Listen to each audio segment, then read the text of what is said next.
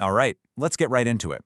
The UK government is weighing some new security powers that could, well, completely redraw the line between what we call protest and what the state calls a threat.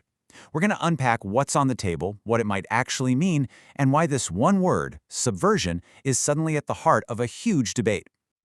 And really, this is the question, isn't it? It's a line that every democracy has to figure out where to draw. But the thing is, these new proposals suggest that line is about to move in a big way. And that's what we're going to explore right now. So here's the bottom line. There are recommendations being considered that would give the police and the state a whole new set of tools to identify, to monitor, and even to restrict movements that they decide are subversive. The idea is to link them to foreign or hostile interests. Now, to really get how we ended up here, you gotta look at the legal backstory. See, these proposals didn't just appear out of thin air. They're actually the next logical step in a long-running expansion of security laws. You can see a pretty clear path being laid out here. It starts with the Terrorism Act way back in 2000, then you get the National Security Act in 2023, and now we're talking about these proposed state threat powers. Each one is kind of built on the last, adding another layer to the state security toolkit. And believe me, this new toolkit would be powerful. We're talking about a brand new legal category called state threats. Then there are these things called SALT notices. That stands for Statutory, Alert, and Liability Threat Notices, which could be used to effectively ban entire groups or individuals. On top of that, you have harsher sentences and a ramp-up of counterintelligence operations. The main takeaway here is that these are some serious new powers. Okay, so this brings us to what is easily the most critical and definitely the most controversial part of this whole plan. If the state is going to start policing subversion, then you have to ask, what on earth is it? The definition here is literally everything. And the answer to that question is, wow, is it broad? The man tasked with reviewing these laws, Jonathan Hall KC, he actually laid out his thinking. He posed this question. If he were a hostile foreign agent, what kind of ideas would he try to stir up in the UK? Just let that sink in for a second, the scope of that quote. This isn't just about spies and bombs anymore. He's talking about environmentalism, how we debate our own history, and even discussions around gender identity. This is the kind of thinking that's being used to frame what might one day be called a threat to the state. And when you break that down, it's just incredible how wide the net is cast. You've got Scottish independence right there next to extreme environmentalism.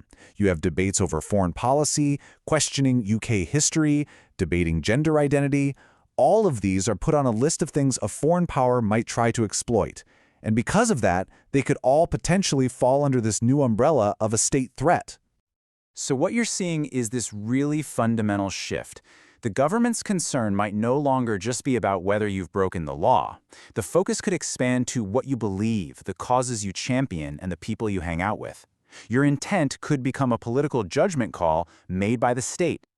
Okay, so let's take this from legal theory to the real world. What would this stuff actually look like on the streets? How does it change the very nature of protest and speaking out? Well, the reviewer, Jonathan Hall, he actually draws a line in the sand. On one side, he puts what he calls expressive protest, like a big march. He sees that as legitimate. But on the other side, he puts covert, direct action. And in his view, that's not just protest, it's an attempt to subvert democracy. So right there, one form of dissent is okay, and the other is treated as potentially criminal. We have seen this kind of power creep before. When the Terrorism Act came out in 2000, the government made promises that it wouldn't be used against most domestic activists. Fast forward to 2024, and the direct action group Palestine Action was banned under that exact same law. It's this history that has critics so worried that a new state threat category could be stretched to cover even more ground. And all this raises a much deeper question. Who is this bigger, broader definition of security really designed to protect? Because there's a growing argument that it's not just about the state anymore, but also about the powerful corporate interests that are aligned with it. The idea, really, is that the line between protecting the country and protecting big corporations is getting fuzzier and fuzzier.